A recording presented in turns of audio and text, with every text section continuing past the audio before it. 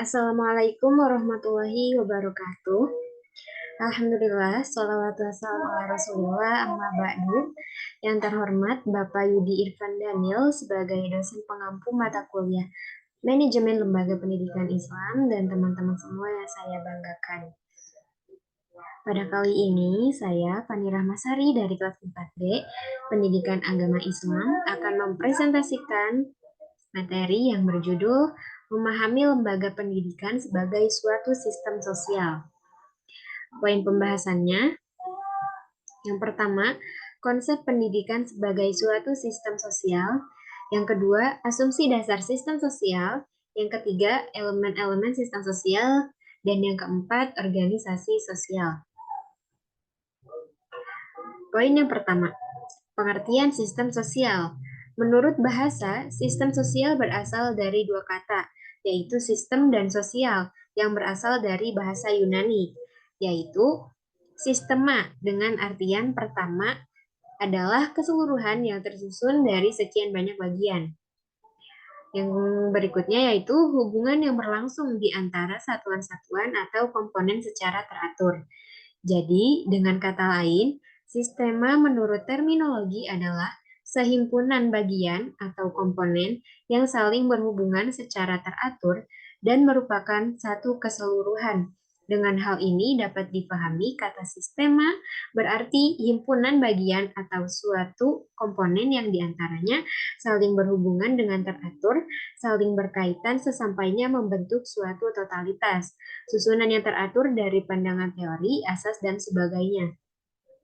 Sosial dapat dimaknai masyarakat atau kemasyarakatan yang berarti segala sesuatu yang berikatan dengan sistem hidup berbarengan atau hidup bermasyarakat dari seseorang atau sekelompok yang terdapat di dalamnya sudah tercakup struktur, organisasi, nilai-nilai sosial, dan aspirasi hidup serta cara menggapainya. Yang kedua, poin yang berikutnya yaitu unsur-unsur sistem sosial. Adapun unsur-unsur pokok suatu sistem sosial yang berada pada masyarakat menurut Suryono Sukanto adalah sebagai berikut. Yang pertama, kepercayaan yang merupakan pemahaman terhadap seluruh aspek alam semesta yang tidak bisa diganggu-gugat kebenarannya dan dianggap secara mutlak. Yang kedua, perasaan dan pikiran yaitu suatu keadaan jiwa seseorang yang menyangkut keadaan sekitarnya baik secara sifat alamiah maupun sosial. Yang ketiga, kaidah dan norma yang merupakan sebagai pedoman untuk berperilaku pantas atau tidaknya dalam bersosial. Yang keempat, tujuan merupakan keinginan secara bersama-sama yang harus digapai dengan mengubah sesuatu atau mempertahankannya.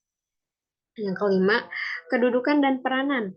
Kedudukan adalah posisi-posisi tertentu secara vertikal, adapun peranan merupakan hak-hak dan kewajiban, baik secara struktural atau prosesual. Yang keenam, penguasaan yang merupakan suatu proses dengan tujuan mengajak, mendidik, atau memaksa masyarakat untuk menaati setiap kaidah-kaidah dan nilai-nilai yang berlaku di masyarakat. Yang ketujuh, sanksi-sanksi positif dan negatif. Yang kedelapan, fasilitas. Yang kesembilan, keserasian dan kelangsungan hidup. Dan yang kesepuluh, keserasian antara hidup dengan lingkungan. Poin yang berikutnya yaitu asumsi dasar sistem sosial. Sekolah sebagai sistem sosial merupakan suatu pengumpulan komponen-komponen sosial yang saling berinteraksi pada suatu lembaga yang memiliki kiprah dan bergantung antara satu sama lain. Asumsi sekolah sebagai sistem sosial adalah sebagai berikut. Yang pertama, orientasi individu dengan berbagai dimensinya. Yang kedua, orientasi nilai dengan dimensi kognitif, apresiatif, dan dimensi moral. Yang ketiga, orientasi motivasional, konteks, dimensi kognitif. Yang keempat, interaksi sosial merupakan wujud kolektivitas dari interaksi individual. Dan yang kelima, pola interaksi adalah motivasi individu masing-masing. Sebagai sistem sosial, pendidikan harus mempunyai fungsi dan peran dalam perubahan generasi pada masyarakat menuju ke arah perbaikan pada segala hal. Terutama pendidikan Islam sebagai suatu sistem sosial memiliki dua karakter secara umum. Pertama, melaksanakan peranan fungsi dan harapan untuk mencapai tujuan dari sebuah sistem. Dan yang kedua adalah menyatukan setiap individu dan mengenali dari peserta didik yang berbeda-beda yang memiliki sifat dan kepribadian dan disposisi kebutuhan. Poin berikutnya yaitu elemen-elemen sistem sosial. Sejumlah aktor-aktor individual yang diantaranya saling berinteraksi dalam situasi dan kondisi yang seminimal mungkin mempunyai aspek lingkungan atau fisik. Dan yang kedua, para aktor yang memiliki motivasi dalam artian mempunyai kecenderungan untuk mengoptimalkan kepuasan.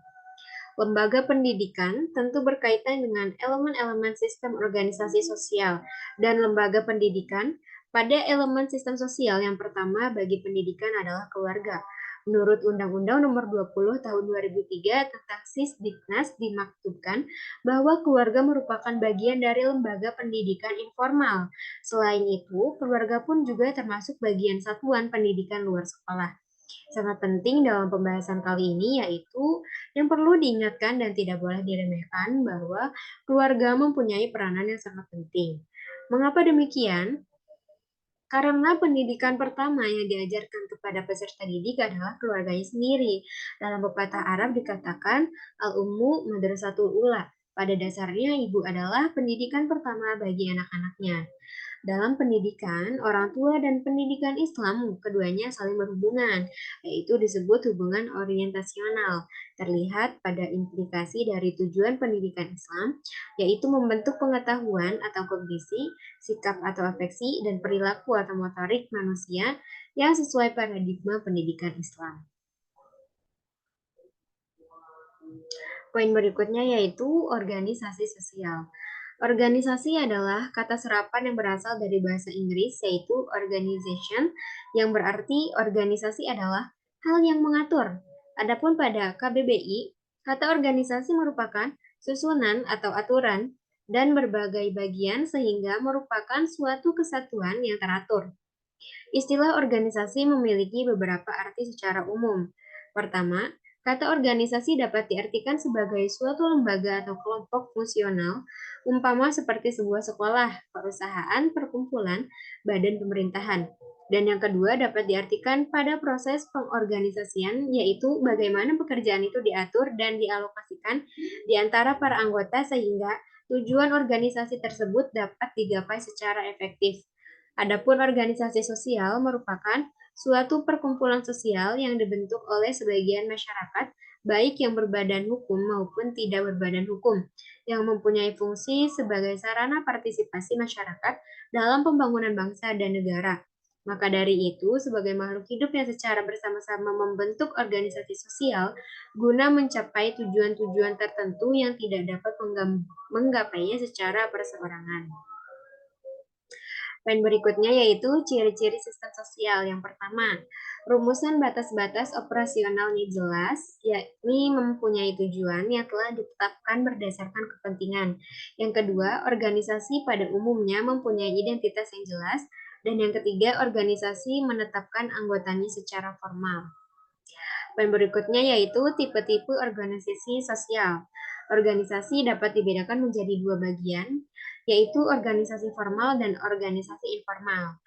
Organisasi formal merupakan organisasi yang ditandai adanya sebuah wewenang dan tanggung jawab secara tegas sebagai pedoman pelaksanaan organisasi tersebut.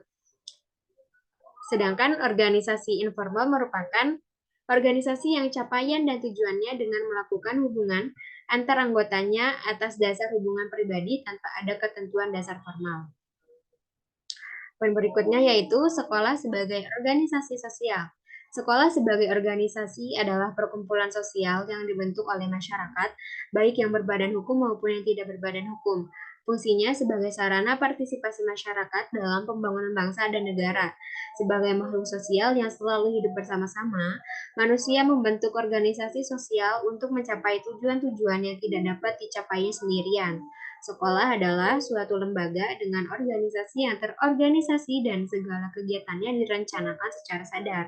Meski bentuknya berbeda-beda di setiap negara, keberadaan sekolah merupakan indikasi terwujudnya masyarakat modern. Sekolah sebagai wadah pendidikan formal dapat dikatakan formal sebab adanya di sekolah atau di tempat tertentu dan mempunyai jenjang yang terstruktur dalam kurun waktu tertentu serta berlangsungnya mulai dari TK hingga ke perguruan tinggi yang didasari aturan resmi yang telah ditetapkan. Mungkin sekian dari saya. Mohon maaf atas segala kekurangannya. Wassalamualaikum warahmatullahi wabarakatuh.